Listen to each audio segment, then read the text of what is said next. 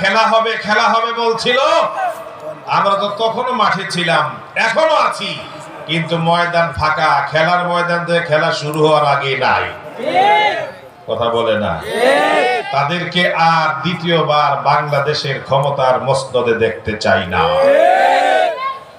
ধরে নিয়ে যাওয়া, হ্যান্ডকাপ লাগানো, ডান্ডা বেরি লাগানো, কোমরে রশি লাগানো, সেই দিন শেষ।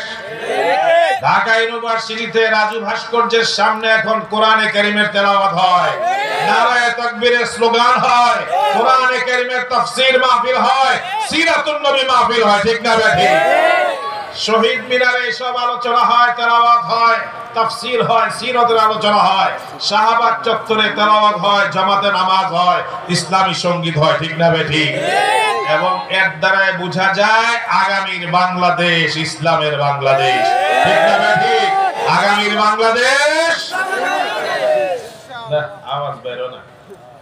16 বছরের রাগ, দুঃখ এবং ভয় ভীতি সব অন্তরে চাপা বইরে আছে। ঠিক না বেঠিক?